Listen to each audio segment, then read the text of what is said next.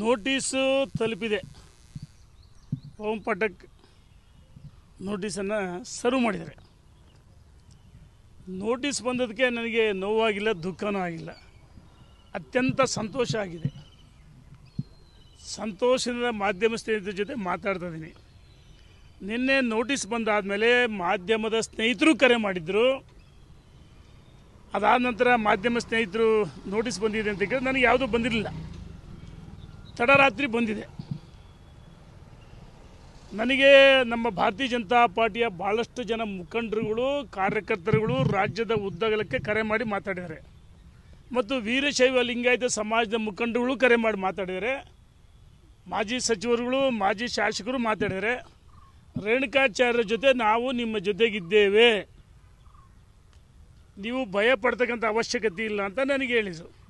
ನಾನು ಹೇಳಿದೆ, ರೇಣುಕಾಚಾರ್ಯ ಜೀವನದಲ್ಲಿ ಯಾವತ್ತೂ ಭಯ ಬೀಳೋ ವ್ಯಕ್ತಿ ಅಲ್ಲ, ಗಾಬರಿನೂ ಆಗಿಲ್ಲ. ನನಗೆ ಸಂತೋಷ ಆಗಿದೆ. ಮಾಧ್ಯಮ ಸ್ನೇಹಿತರು ಕೇಳ್ಬೋದು, ಏನು ಸಂತೋಷ?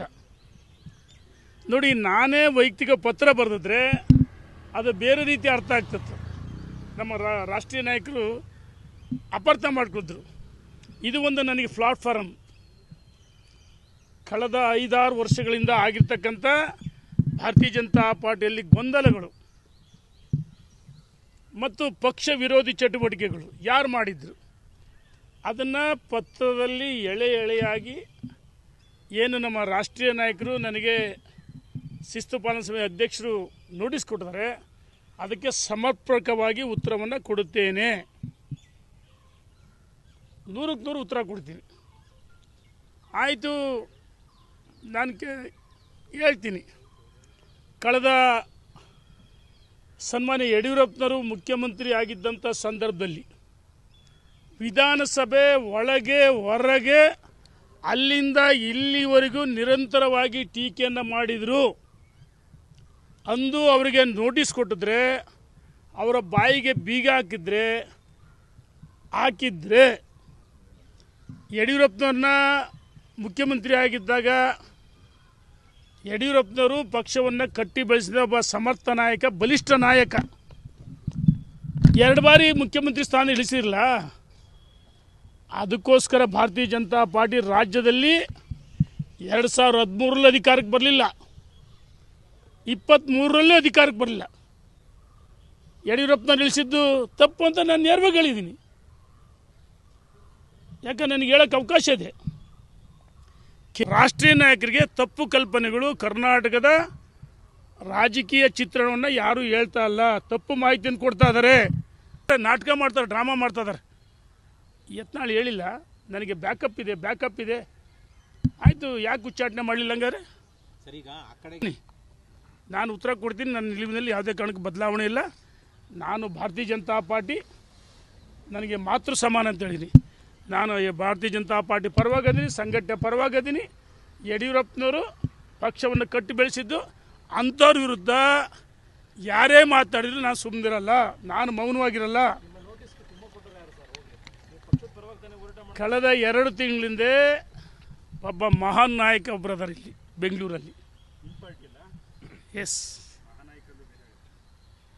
ಅದರೆ 2 ತಿಂಗಳಿಂದ ಮಾಧ್ಯಮ ಸ್ನೇಹಿತರ ಜೊತೆ ಆಪ್ತ ರೆಕಾರ್ಡ್ ಹೇಳಿದರೆ ರೇಣುಕನ್ನ ಉಚ್ಚಾಟನೆ ಮಾಡ್ತಾರೆ. ಆ ವ್ಯಕ್ತಿ ಯಾರಂತ ನನಗೆ ಚೆನ್ನಾಗಿ ಗೊತ್ತಿದ್ದು, ಸಂದರ್ಭ ಬಂದಾಗ ಹೇಳ್ತೀನಿ. ನಾನು ಯಾರ ಹೆಸರು ಹೇಳಲ್ಲಣ್ಣ, ಹೇಳಿದ್ದಾರೆ ಮಾಧ್ಯಮಸ್ಥರ ಜೊತೆ ಯಾರು ಮಾತಾಡಿದ್ದಾರೆ, ಆಪ್ತ ರೆಕಾರ್ಡ್, ಆನ್ ರೆಕಾರ್ಡ್ ಯಾರು ಹೇಳಿದ್ದಾರೆ, ರೇಣುಕಾಚಾರ್ಯನ ಎಕ್ಸ್ಪೆಲ್ ಮಾಡ್ತಾರೆ. 2 ತಿಂಗಳಿಂದಲೇ ನನಗೆ ಮಾಹಿತಿ ಇತ್ತಿದ್ದು. ಅಂದರೆ ನಾನು ಯಡಿಯೂರಪ್ಪನವ್ರನ್ನ ರಾಜ್ಯದ ಅಧ್ಯಕ್ಷ ಟೀಕೆ ಮಾಡಿದಾಗ ಮಾತಾಡೋಂಗಿದ್ದರೆ ಭಾರಿ ಮೌನ ಹೋಗಿದ್ದರೆ ಸರಿ ಆಗ್ತಿತ್ತು. ಆದರೂ ರಾಜ್ಯದ ಅಧ್ಯಕ್ಷರು ಕರೆಸಿ, ಸಂಘ ಪರಿವಾರದವ್ರು ಕರೆಸಿ ಮಾತಾಡಿದಾಗ ಇದೇ ಪತ್ರಿಕೆಯಲ್ಲಿ ಆಪ್ತ ರೆಕಾರ್ಡ್ ಬರೆಸಿದ್ರು. ಸಂಘ ಪರಿವಾರದವರು ಮಾತಾಡಬಾರ್ದು ಅಂತ ಹೇಳಿದರು. ಮಾಧ್ಯಮದಲ್ಲಿ 40 ಜನ ರಾಜ್ಯದ ಅಧ್ಯಕ್ಷ ವಿರುದ್ಧವಾಗಿ ಬಾಯಿಗೆ ಬಂದಂಗೆ ಬೈದರು. ಅವರು ಆಪ್ತ ರೆಕಾರ್ಡ್ ಹೇಳಿ ಪತ್ರಿಕೆಯಲ್ಲಿ ಸ್ಟೋರಿಗಳು ಪ್ಲಾಂಟ್ ಮಾಡಿಸಿದ್ರು. ಪಕ್ಷದ ಅಧ್ಯಕ್ಷರು ಪಾರ್ಟಿ ಜೊತೆಗೆ ಇರಬೇಕಂದ್ರೆ ರಾಜ್ಯಪಾಲರ ಕಚೇರಿಗೆ ಹೋದರು. ಅವತ್ತು ಯಾಕೆ ಇವರು ರಾಜ್ಯಭವನಕ್ಕೆ ಹೋದ್ರಲ್ಲ ಸಪ್ರೇಟಾಗಿ? ವಿಜಯೇಂದ್ರ ಪಾದಯಾತ್ರೆ ಮಾಡಿ, ರಾಜ್ಯದ ಅಧ್ಯಕ್ಷ ವಿಜಯೇಂದ್ರ ಅಂತಲ್ಲ, ರಾಜ್ಯದ ಅಧ್ಯಕ್ಷ ಪಾದಯಾತ್ರೆ ಮಾಡಿ ಮೇಲೆ ಬೆಳಗಾಂನಲ್ಲಿ ಸೇರಿದಿಲ್ಲ.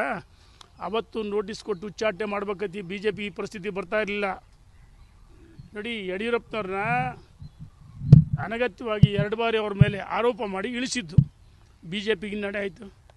ಅಂದರೆ ನಾನು ಯಡಿಯೂರಪ್ಪನವ್ರ ವಿರುದ್ಧ ಮಾತಾಡಿ ಭಾಳ ಚೆನ್ನಾಗಿ ನನಗೆ ಸನ್ಮಾನ ಗೌರವಿಸ್ತಾರೆ.